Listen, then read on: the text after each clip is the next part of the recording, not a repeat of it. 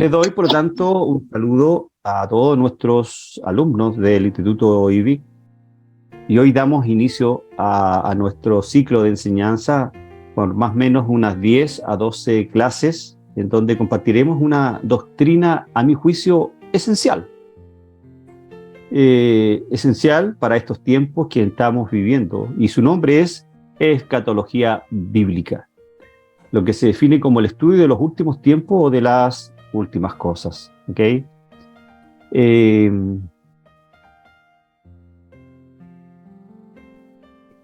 ¿Cuál es el contenido de esta cátedra? El primero de ellos vamos a definir algunos términos, algunos conceptos que son elementales que nosotros conozcamos. Vamos a ver algunos principios hermenéuticos de la escatología. ¿Ya? Los que no conocen estos términos, hermenéutica tiene que ver con la correcta interpretación de las escrituras. ¿Ya? Es un concepto académico, teológico, que nos permite a nosotros interpretar correctamente algunos pasajes o en general toda la verdad bíblica nos permite la hermenéutica conocer. ¿Ya? Y la escatología la vamos a ver enseguida. El tercer contenido que nosotros vamos a estudiar en estas 10, 12 clases, el lugar de la escatología es la revelación bíblica. ¿Cuál es el lugar que cumple la escatología en la revelación bíblica? ¿Cierto? A mi juicio es importantísimo. La escatología en la historia, ¿qué ha pasado? ¿Cierto? Recuerden que toda doctrina tiene un desarrollo teológico en la historia. Es lo que llamamos, ¿cierto?, doctrina ortodoxa. ¿Cómo se ha ido desarrollando? ¿Cuál es el origen de las diferentes posturas que hoy día tenemos, ¿cierto?, a disposición? Ni más lejos, recordemos que la posición dispensacionalista, que abrazan un número importante de iglesias evangélicas en Latinoamérica, particularmente, abraza la doctrina dispensacionalista, y vamos a ver cuál es el origen de ella, y también vamos a ver cuál es el origen de la doctrina pactual o la doctrina reformada.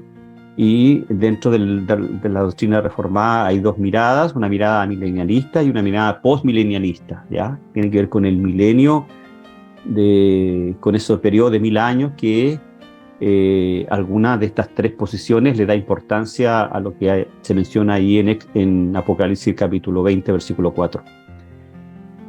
Vamos también a hacer una exégesis, y esto es relevante. Si usted no entiende, hermano, hermana, si usted no entiende Daniel capítulo 9, versículo 24 al 27, si no lo logra entender, si no lo logra dimensionar, si no lo logra plasmar en su cabecita y en su corazón, es difícil que entienda la escatología. Y si no logra entender Primera de Tesalonicenses, capítulo 4, versos 13 al 18, su contexto histórico, qué estaba sucediendo, por qué Pablo escribió esta carta a Tesalónica, si no logra entender estos dos textos que son elementales para entender la escatología bíblica, si no lo logramos entender, creo que no habré cumplido yo mi objetivo de poder transmitirle a ustedes lo relevante que son estos dos versículos. Vamos a ver la clasificación de la escatología, ¿cierto? Y los eventos fundamentales de la escatología, es decir, los elementos fundamentales del futuro que le depara a la humanidad. Así que creo yo, amados hermanos, que primero que todo, los incrédulos, a manera de introducción, ¿cierto? Los incrédulos pueden hacer predicciones razonables, sin lugar a dudas, ¿cierto?, sobre los eventos futuros basados en patrones de los acontecimientos pasados, ¿cierto? Es decir, en la medida que nosotros miramos los hechos pasados, podemos interpretar los eventos futuros. O sea, eso es lo que algunos incrédulos pueden interpretar. Pero está claro que de acuerdo con la naturaleza de la experiencia humana, los seres humanos por sí mismos no pueden conocer el futuro. Y eso es elemental porque en los últimos años han aparecido algunos personajes que han hecho de los hechos futuros su gran caballito de batalla, ¿ya? Bueno, por lo tanto, los incrédulos no pueden poseer un conocimiento seguro de ningún evento futuro. Pero sí los cristianos que creen en la Biblia están en una situación distinta, están en la vereda del frente. Es decir, nosotros que somos creyentes en Cristo estamos en una vereda del frente, sabiendo que las Escrituras nos mencionan claramente lo que va a suceder en el futuro. Aunque no podemos conocer todo sobre el futuro, Dios conoce todas las cosas sobre el futuro, sin lugar a duda. Y en la Escritura nos ha comunicado los acontecimientos principales por venir en la historia del universo. Podemos tener absoluta confianza, hermanos y hermanas, que estos eventos ocurran, pues Dios nunca se equivoca y nunca miente y Dios no cambia. Lo vimos el año pasado, si mal no recuerdo, en Teología Propia, sobre la inmutabilidad de Dios, que Dios no puede cambiar. Dios, si ha determinado algo en la Escritura, Él no puede cambiar lo que ya ha dejado inspirado en la revelación. Lucas, capítulo 17, verso 20-21, dice lo siguiente, lo leo, está en pantalla. Y cuando los fariseos le preguntaron acerca de cuándo había de venir el reino de Dios, ojo, el reino de Dios es elemental que nosotros podamos entender. ¿El reino de Dios o el reino de Cristo ya está en la tierra? ¿O estamos esperando que Cristo, cuando venga por segunda vez, establezca su reino? Son dos miradas, ¿se dan cuenta? Es importantísimo que entendamos esto. Bueno, entonces, y cuando los fariseos le preguntaron acerca de cuándo había de venir el reino de Dios, le respondió diciendo, el reino de Dios no vendrá con advertencia, no dirán, mirad, aquí está o allí está, porque el reino de Dios está en medio de vosotros. Entonces, ya Cristo empieza a dar luz de que el reino de Dios está ya entre nosotros. Lo que pasa es que no se ha consumado porque está con su Padre, ¿ok? Creo que la pregunta que hacen los fariseos a Jesús representa la inquietud de la gente hoy en día, ¿cierto? Nos preguntamos. Y no podemos dejar de desconocer que a través del tiempo hay una incesante búsqueda por descubrir cuándo vendrá Jesús.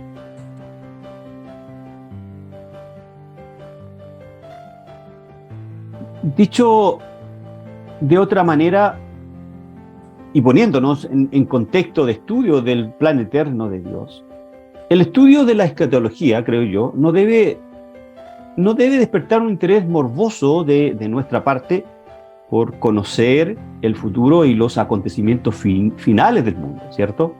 Sino que lejos de enfocarnos en el mundo que está destinado a pasar junto con sus deseos, el estudio de la escatología, hermanos, hermanas, la escatología bíblica, nos debe llevar a centrarnos en Cristo. Amén. En el propósito y meta de la voluntad divina, es decir, la gloria del Dios triuno a través del señorío, preeminencia y centralidad del Hijo, es decir, Jesucristo. Esa debe ser nuestra mirada, no tanto enfocándonos en los hechos futuros, sino que doctrina de Dios, ¿ok? Entonces, yo aquí hago una pregunta, ¿cuál debe ser nuestro propósito para estudiar escatología?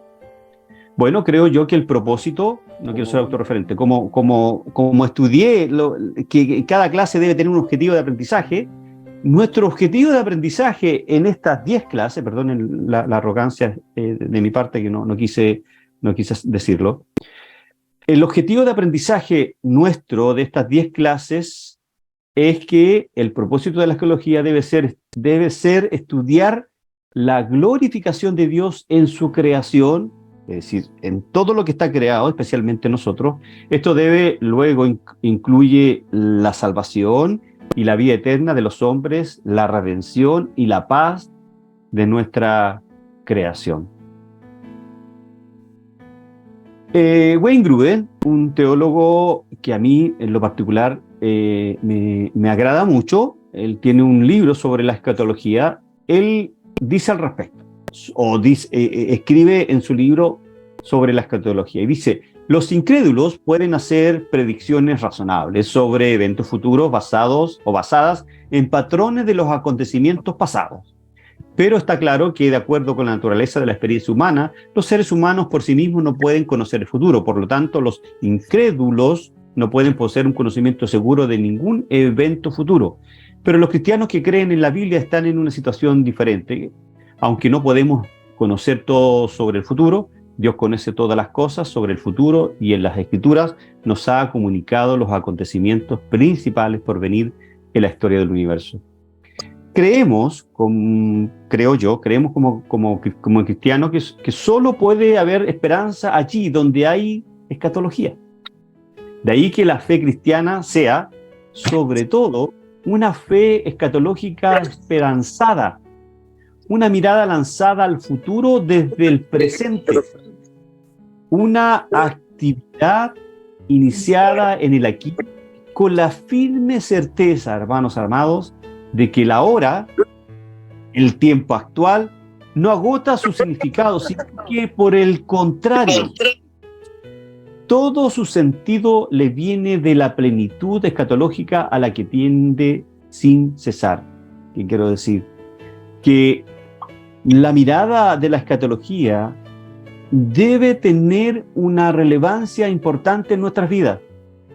Porque en la medida que nosotros nos preocupamos de los hechos futuros, vamos a estar teniendo una mirada general de la revelación divina. ¿Por qué? Porque el ser humano se preocupa solamente del hoy, ¿cierto?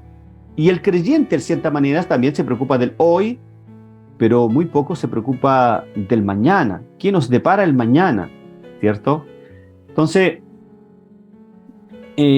con este curso, con esta cátedra, nos esforzaremos en responder algunas preguntas importantes, como por ejemplo, ¿cuál es la finalidad o el destino final de los individuos? Porque, permítanme algo, todos se preguntan hoy en día, ¿cuál es la finalidad o cuál es el destino que yo voy a tener al final de los tiempos? Ahora, si yo le preguntara a cada uno de ustedes, tengo la certeza que me van a decir, me voy con Cristo, ¿cierto? ¿Sí? No tengo para qué preguntar. Pero, así es. Tenemos la certeza que nos vamos con Cristo, pero el individuo que no tiene a Cristo tiene esa disyuntiva, tiene esa dicotomía, no sabe lo que va a pasar. Algunos que inclusive piensan que no hay futuro. La segunda pregunta que vamos a intentar responder es, ¿cuál es la meta hacia la que se mueve la raza humana en general, los creyentes y los no creyentes? Una tercera pregunta que vamos a intentar responder en estas clases es, ¿perece el hombre con la muerte o entra a otro estado de existencia, sea de bendición o de perdición? Y para eso, ¿cierto?, vamos a empezar también a ver si el hombre es tricotomista o dicotomista, si el hombre es cuerpo, alma y espíritu o el hombre es solamente cuerpo y alma, ¿ok? Y eso también tiene relevancia para nosotros. Se nos ha enseñado de que estamos conformados de tres partes, cuerpo, alma y espíritu. Pero vamos a ver qué es lo que dice la Escritura y qué es lo que dicen algunas palabras en el griego que nos pueden dar luz al respecto. Hay sin duda, entonces, muchas otras preguntas, ¿cierto? Y ustedes mismos, si tomaron este curso pensando que sus inquietudes serían respondidas, quizás no responderé todas las inquietudes que ustedes tienen, pero intentaremos priorizar las inquietudes más relevantes que nos puedan servir a todos, porque no tenemos respuesta para todas sus inquietudes. Definición de algunos términos. El término escatología es una palabra, ya lo vieron en Escatología 1, pero quiero volver a repetirlo. El término escatología es una palabra griega que significa estudio de las últimas cosas, ¿cierto? Escato significa, por lo tanto es una palabra compuesta. Escato significa último o postreros. Y logía, bueno, significa tratado, discurso o estudio. La palabra escatos puede ser usada para referirse a las últimas cosas en una serie, pero la implicación de la palabra escatología no está limitada a una sola cosa, sino que se refiere a todos los eventos futuros que significan el fin del cosmos. A este respecto, o a esta definición, los escritores bíblicos frecuentemente hablan de un conjunto de eventos escatológicos como el clímax de la historia mundial, la resolución y la consumación del programa cósmico de Dios, ¿cierto? La escatología, por lo tanto, es el estudio o doctrina de las últimas cosas. La escatología es el estudio de los eventos escatológicos que representan el clima de la historia mundial, la resolución y la consumación del programa cósmico de nuestro Dios Trino. Escatología es un término, amados hermanos, usado para designar la enseñanza de la Escritura concerniente a la consumación final de todas las cosas. ¿Ok? Y ahí hice un poquito más, extendí el término escatología. Se asume a través de toda la Escritura que la historia es la escena de la actividad redentora de Dios. Y por lo tanto, se está moviendo hacia un nuevo orden en que, escuchen bien, en que el pecado y el mal están destruidos y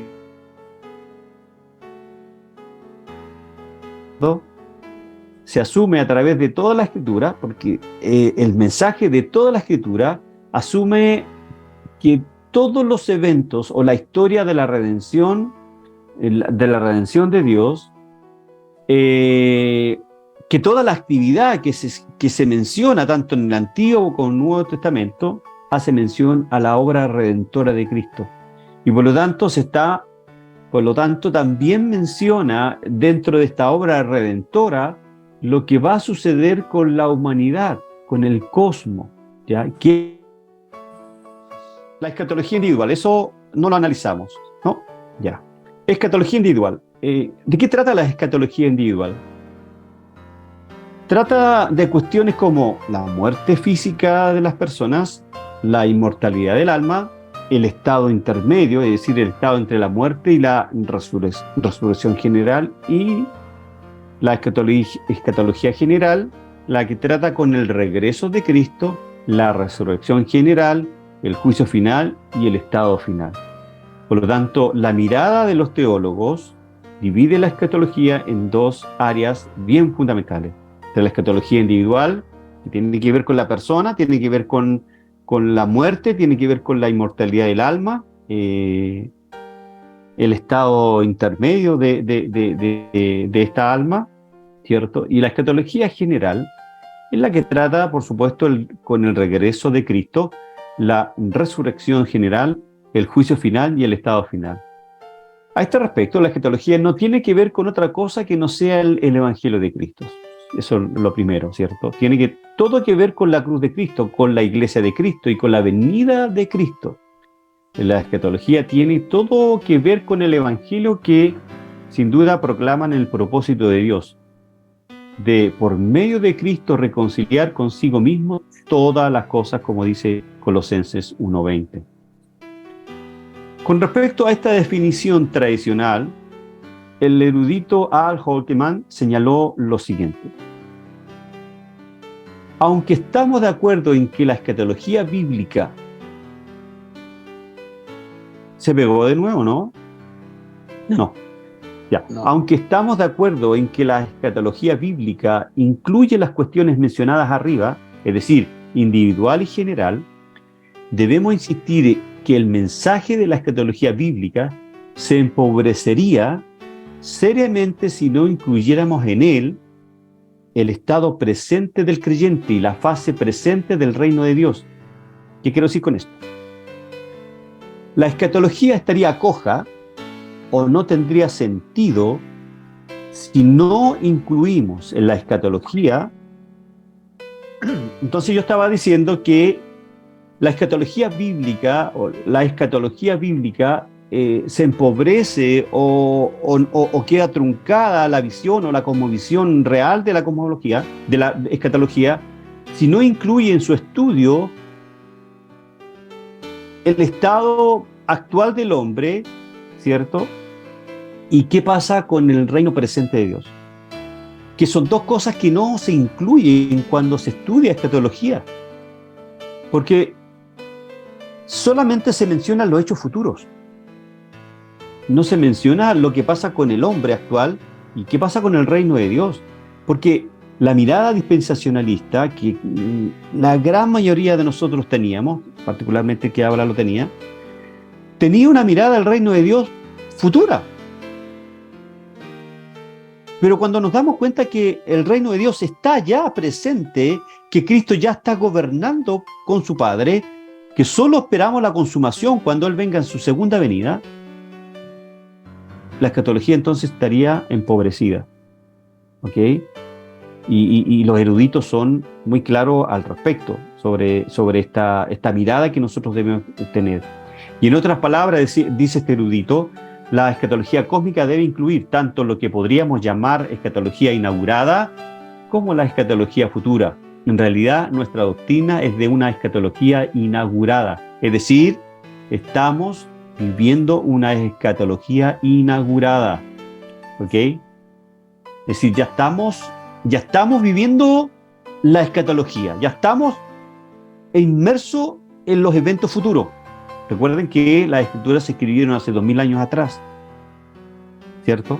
Por lo tanto, nuestra mirada tiene que ser futurista, pero también tiene que ser del presente, del aquí y del ahora. ¿Ok? Esa es la mirada que yo quiero que ustedes puedan entender cuando estudiamos escatología ya con esta profundidad que queremos dar a la segunda parte de escatología. Veamos algunos principios hermenéuticos de la escatología.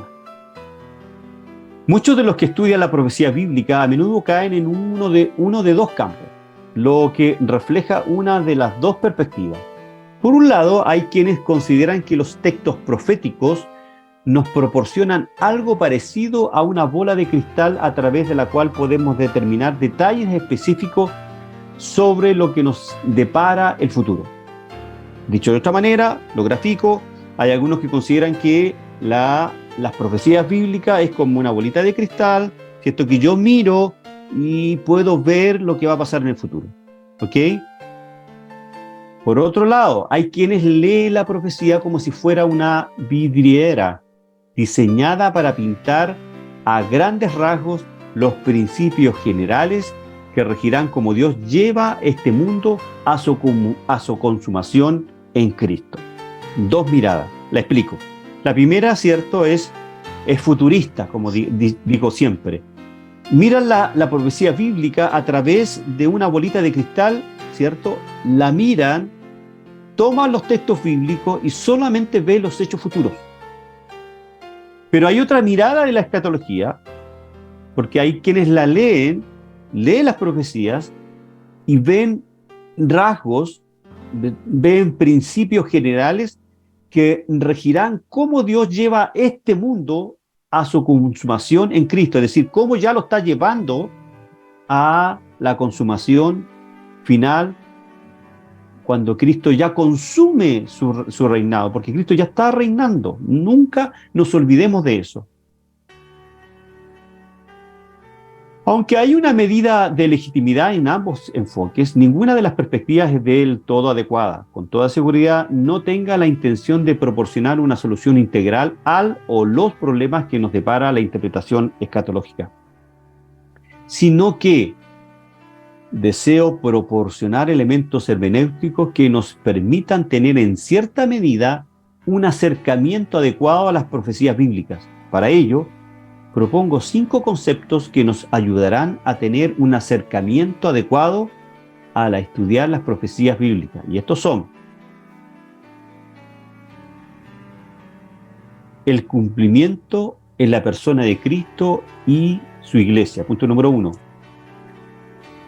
La tesis central de este primer punto, el cumplimiento en la persona de Cristo y su iglesia, hablando de las profecías, la tesis central y controladora, que creo que está justificada por el texto bíblico, es que el cumplimiento de la esperanza profética de Israel, como se describe en los documentos del Antiguo Testamento, se encuentra en la persona y obra de Jesucristo y la iglesia, que se estableció en su primera venida. Dicho de otra manera, lo que sucede en el Antiguo Testamento, y creo que lo compartí ayer o anteayer en una publicación que hice en en un mensaje que les escribí.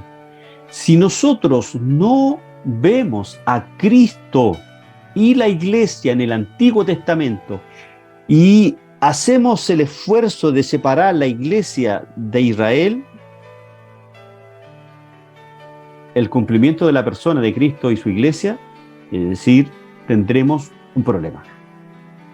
Tendremos un problema cuando interpretamos aquellos pasajes que son proféticos, ¿ya? Segundo, el punto principal es que Jesús y su iglesia son el objetivo final de la profecía bíblica. No es Israel. ¿Se entiende? El punto principal es que Jesús y su iglesia son el objetivo final de la profecía bíblica. Porque en Cristo, dice Gálatas, se cumplieron todas las profecías del Antiguo Testamento. Veamos un ejemplo de esta declaración. Pensemos en Jesús como el templo. Tomemos un momento, por lo tanto, y analicemos este tema para ver cómo ilustra el principio hermenéutico a la vista. En la narrativa del Antiguo Testamento encontramos la manifestación visible del esplendor de Dios entre su pueblo, ¿cierto? La Shekinah, la gloria, su gloria, ¿cierto? Hagamos esta idea, pensemos, miremos hacia atrás, miremos que en el relato bíblico del Antiguo Testamento, las manifestaciones visibles, sobre todo cuando el pueblo de Israel caminaba por el desierto, iba la gloria de Dios con ellos, es decir, iba la Shekinah con ellos, ¿ya? Tengan esto en mente. Éxodo 25:8 dice, que me hagan un santuario y yo habitaré en medio de ellos, dice Éxodo 25:8. Por lo tanto, Dios reveló su gloria en la tienda o tabernáculo que Moisés construyó, ¿cierto? Esa es la idea que nosotros tenemos, ¿sí? Fue allí donde Dios vendría, moraría y se reuniría con su pueblo. Éxodo 33:9 dice, cuando Moisés entraba en la tienda, la columna de nube, descendía y se detenía a la entrada de la tienda y Dios hablaba con Moisés. Fue allí entonces donde la nube bajaría y se detendría a la entrada de la tienda y el Señor hablaría con Moisés. Éxodo 40:34. Entonces, la nube cubrió el tabernáculo de reunión y la gloria de Jehová llenó la morada. Que hagamos una explicación. El tabernáculo era donde el pueblo de Israel se acercaba para escuchar a Dios, para adorarle y para estar en su presencia, ¿cierto? Levíticos 9:23, Números 14:10. Y cuando fue llevada el arca del pacto a su lugar en el templo de Salomón, en el santuario, al lugar santísimo, Crónicas nos atestigua que los sacerdotes no podían soportar la gloria de Dios. Segunda de Crónicas 5:14. Y los sacerdotes no pudieron continuar sirviendo por causa de la nube, porque la gloria de Jehová había llenado la casa de Dios. Y si entendemos que todo el Antiguo Testamento es preparatorio, es decir, es sombra de lo que había de venir, nos parece coherente las palabras de Juan. Juan 1:14. Y el verbo, pongan mucha atención, y el verbo se hizo carne y habitó entre nosotros y contemplamos que su Shekinah, su gloria, como la Shekinah, como la gloria del unigénito del Padre, lleno de gracia y de verdad. Entonces, era tal la presencia de Dios en el Antiguo Testamento, la gloria de Dios, que el pueblo no tenía esa relación personal. Pero Cristo viene a revelar esa gloria. Aquí estoy hablando de escatología. Ojo, estoy hablando de los hechos de las profecías del Antiguo Testamento que se cumplen en Cristo. ¿Me siguen? La palabra traducida habitar, ¿cierto? En el diccionario Strong es esquenó, ¿ya? Significa literalmente armar una tienda o vivir en un tabernáculo. y sin lugar a duda apunta al Antiguo Testamento cuando la gloria de Dios se estableció en la tienda de Moisés, el tabernáculo portátil y eventualmente en el templo de Salomón. Fíjese lo que dice el evangelista Juan. Y el Verbo se hizo carne y armó una tienda entre nosotros. ¿Me entienden la profundidad de esto? La Shekinah está en cada uno de nosotros. La gloria de Dios está en cada uno de nosotros. No es que la gloria de Dios va a venir en el futuro, ya está con nosotros. Esa es la importancia de tratar de entender estos conceptos. El punto de Juan es que Dios ahora ha elegido vivir con su pueblo de una manera aún más personal. En la palabra que se hizo carne, en Jesús, en Cristo, la palabra Jesús de Nazaret es el verdadero y último Shekinah de Dios, la manifestación completa y perfecta de la presencia de Dios entre su pueblo. Por lo tanto, cuando yo leo todo el Antiguo Testamento, si yo no voy con la mirada de que en cada palabra, en cada evento, se está anticipando la venida de Cristo, si no logro entender eso, si yo no me concentro y no voy a leer el Antiguo Testamento con la idea de que Cristo está en cada hoja, en cada palabra, no entiendo la escatología bíblica. Porque si yo solamente miro la escatología bíblica a los hechos futuros, desde hoy al futuro, no entiendo lo que es escatología. Porque la escatología es el hoy, el ayer, hoy y el mañana. Y en la escatología bíblica ya vemos eventos en la vida del pueblo de Israel, particularmente Moisés, que recibía la Shekinah, que era Cristo mismo hablando con Moisés, prototipo del Mesías. Pero el autor del Evangelio de Juan, retrocedo, dice, y el Verbo se hizo carne y habitó entre nosotros y contemplamos su gloria, como la gloria del unigénito del Padre lleno de gracia y de verdad. Y este término, habitó, es tiempo pasado, pasado, un aoristo pasado. ¿Qué significa eso? Que ya está en nosotros. Cristo ya está en nosotros. Él ya armó su tienda en nosotros. ¿Se entiende? Nosotros estamos viviendo la escatología. ¿Se entiende, hermanos? ¿Sí? Bien.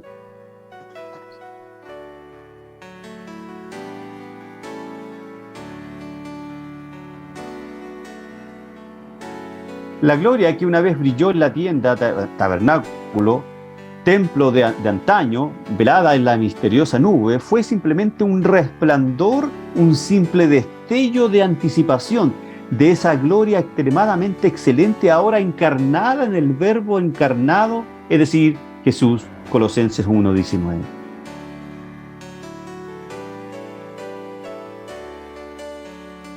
Dios ya no vive en una tienda de campaña o tabernáculo construido por manos humanas, ni nunca lo hará. La gloriosa presencia manifiesta de Dios no se encuentra en un templo adornado de mármol, oro y piedras preciosas, sino en Jesús. Jesús es la gloria de Dios en carne humana, aquel en quien Dios finalmente ha lanzado su tienda. El punto es que el templo del antiguo pacto era un tipo o prefiguración de la gloria de Cristo. Pero ese tabernáculo hoy día está ¿en dónde? En nosotros. Era el lugar donde se conservaba la ley de Moisés, de la cual Jesús es ahora el cumplimiento. Fue el lugar de la revelación y la relación donde Dios se reunió y habló con su pueblo. Ahora escuchamos a Dios y vemos a Dios y encontramos a Dios ¿en quién? En Cristo. En Cristo. Cristo es el ayer, el hoy y el mañana. Nosotros recibimos una persona, no una cosa, recibimos a Cristo. Era el lugar del sacrificio donde se obtenía el perdón de los pecados. Para eso, ahora vamos ¿a dónde? A Jesús, que es el que perdona todos los pecados de quien obviamente se arrepiente y llega en fe a Él. ¿Ok? Pero en el Antiguo Testamento, hagamos una analogía. Todos sabemos aquello que en el mes de abril, la fiesta de el día de Yom Kippur, se celebraba, ¿cierto?, la fiesta del perdón y el pecado, y se perdonaba prácticamente solamente los intereses de esta deuda que el pueblo tenía con Dios. Pero la culpa seguía. Sin embargo, lo que Cristo hizo en la cruz nos liberó de la culpa, hermano. Nos liberó de la culpa. Es Satanás que a usted le recuerda que usted fue un pecador. Pero todos sabemos que Jesús, ¿cierto?, nos liberó de la culpa. Y esa es la gran diferencia entre un creyente y un no creyente. El no creyente vive con su culpa. Vive pensando que algo malo hizo. Pero cuando nosotros llegamos a Cristo en arrepentimiento y fe, Dios nos libera de la culpa. Qué interesante. Yo me estremezco cuando trato de explicar esto, la verdad, porque trato de que ustedes lo entiendan como yo lo entiendo, hermanos. Israel adoró y celebró en el templo de Jerusalén, ¿cierto? Ahora adoramos en espíritu y en verdad, independientemente de la ubicación geográfica, independiente del lugar. Lo sacro no es la estructura donde nos juntamos el día martes, el día jueves, el día domingo, el día que sea. Lo sacro, la adoración, no depende de una ubicación geográfica, depende de cuánto yo soy capaz de adorar a Cristo de manera individual. Y eso me lleva en el culto público del día domingo a adorarlo de manera pública y de manera colectiva, de manera grupal, donde se une, ¿cierto?, la iglesia en ese lugar geográfico llamada, para algunos templos, para otros casa de oración, ¿me entienden? Entonces, como dice Gay Burger, el espacio divino ya no se encuentra en un lugar, sino, Dios mío, sino en una persona. El espacio divino ya no se encuentra en un lugar, es decir, el templo, la Shekinah ahí cuando Moisés entraba al lugar santísimo, sino que en una persona. Pero la historia no termina ahí. Nosotros, la iglesia, somos el cuerpo de Cristo y por lo tanto constituyen el templo en el que Dios se complace en habitar. La Shekinah de Yahvé o de Jehová ahora permanece permanente y poderosamente en Elizabeth, en Francisca, en Marta, en el pastor Jorge, en Matías, en Dorca y en todos los que están hoy día conectados y en todos los creyentes que han nacido de nuevo y han sido regenerados a través del Espíritu Santo. La gloria de Dios permanece permanentemente y poderosamente en cada uno de nosotros, hermanos. Y la Shekinah de Jehová es Cristo, porque Él hizo una tienda con su Hijo en nuestro corazón. ¿Se entendió, hermano?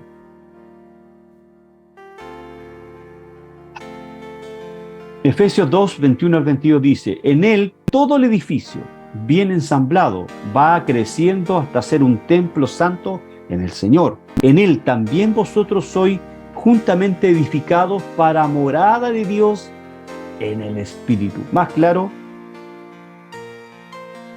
lo dijo Pablo.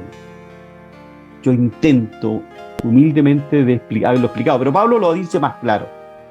En Él, es decir, en Cristo, todo el edificio, bien ensamblado, va creciendo hasta ser un templo santo en el Señor. No está hablando de ladrillo, no está hablando de estructura, está hablando del corazón, está hablando del alma de la persona. Va creciendo hasta ser un templo santo en el Señor. en Él también vosotros sois juntamente edificados para morada de Dios en el Espíritu.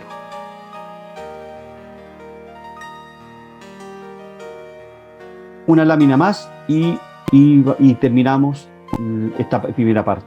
En pocas palabras, hermanos, la residencia de Dios no es ni un templo literal en Jerusalén, ni simplemente en el cielo, sino la iglesia. Y la iglesia está constituida por personas, está constituido por personas que han sido lavadas y redimidas en la sangre del Cordero, de la cual los lectores cristianos gentiles en Asia Menor eran parte.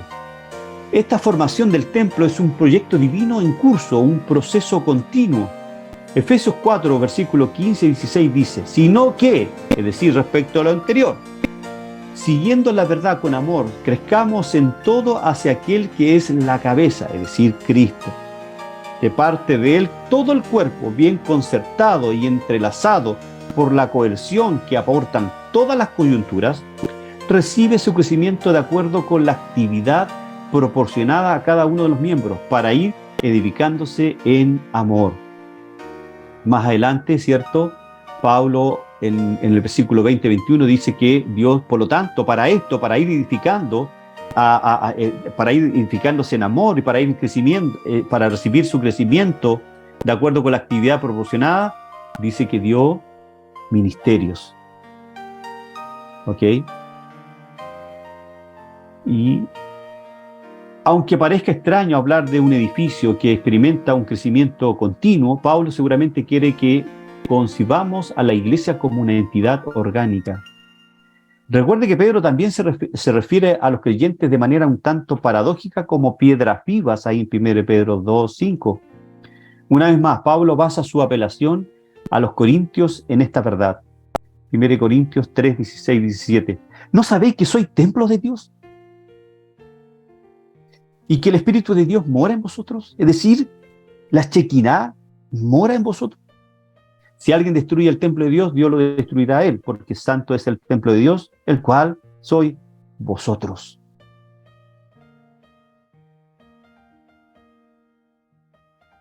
Yo creo que hasta ahí vamos a dejar la clase de hoy con una exhortación o una reflexión en el sentido, hermanos amados, que la escatología bíblica no tan solo debe tener una mirada futura, sino que debe tener una mirada pasada, porque los eventos ya sucedieron, muchos de ellos, que fueron experimentados en la persona de Cristo. En Cristo cumple la gran mayoría de las profecías bíblicas del Antiguo Testamento. Por lo tanto, la escatología debe tener una mirada pasada, presente y futura, particular y general. Quédense con esas dos ideas para esta primera clase. Preguntas y comentarios.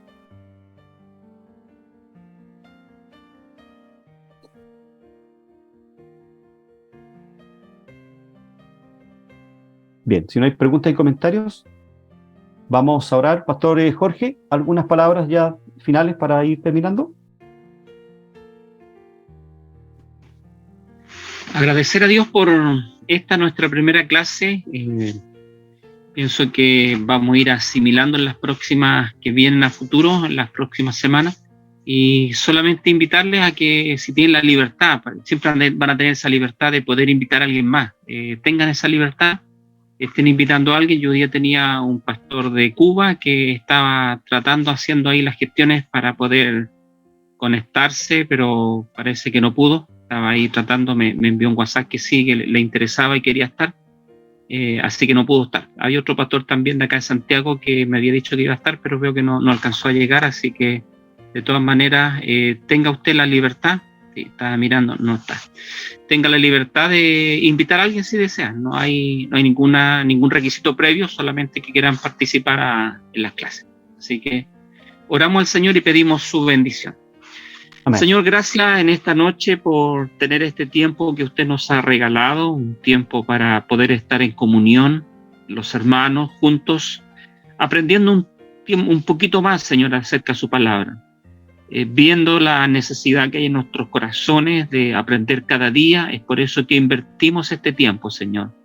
Creemos que es una inversión y una muy buena inversión de nuestro tiempo de poder estar, Señor, de poder reunirnos a través de esta plataforma para poder escuchar de su palabra, Señor. Muchas gracias por nuestro hermano Alejandro, gracias por los pastores, los hermanos, las hermanas, quienes se han dado este tiempo para estar juntos bajo su bendición.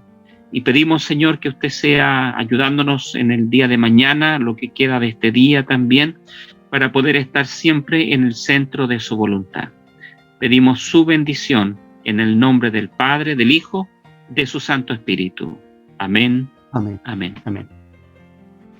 Bien, que Dios les bendiga, gracia y paz para cada uno de ustedes y si Dios lo permite, nos vemos el próximo martes. ¿Okay? Bueno, antes que termine, mañana la clase que tenemos nosotros como iglesia local la vamos a transmitir a través de Zoom. Sí, también. Si alguien desea conectarse, haga la invitación de los que están acá presentes. Ok. Voy a mandar el link de los estudios bíblicos acá en nuestra iglesia local. Maná, ¿cómo está?